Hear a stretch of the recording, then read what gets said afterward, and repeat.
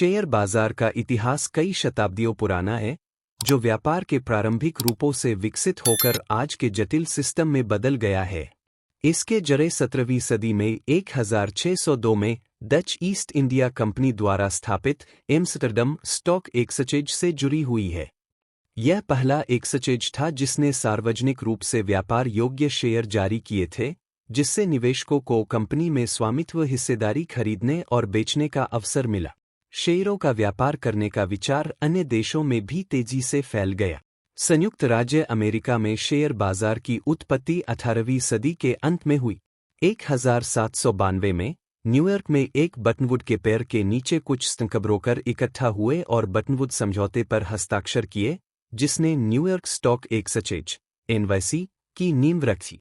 इस एक्सचेंज ने 19वीं सदी के दौरान तेजी से विकास किया, जो अमेरिकी अर्थव्यवस्था के विस्तार, औद्योगिकीकरण, कंपनियों के उभार और रेल मार्गों, इस्पात मिलों और अन्य बड़े उद्यमों को पूंजी जुटाने की आवश्यकता से प्रेरित था। 20वीं सदी में शेयर बाजार वैश्विक वित्तीय प्रणाली का एक महत्वपूर्ण हिस्सा बन गया। 1934 में महान मंदी के बाद securities and exchange commission (SEC) की स्थापना एक महत्वपूर्ण मोड़ था। SEC का उद्देश्य शेयर बाजार को विनियमित करना और निवेशकों को धोखाधड़ी से बचाना था, जिससे व्यापार की प्रक्रिया में पारदर्शिता सुनिश्चित हो सके।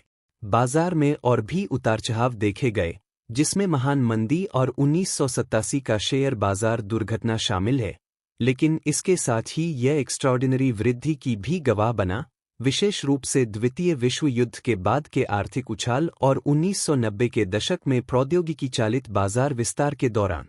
21वीं सदी में शेयर बाजार ने तकनीकी उन्नतियों, जैसे इलेक्ट्रॉनिक ट्रेडिंग और एल्गोरिदमिक ट्रेडिंग, के कारण बड़ा बदलाव देखा है, जिससे लेनदेन तेज और अधिक सुलभ हो गए हैं।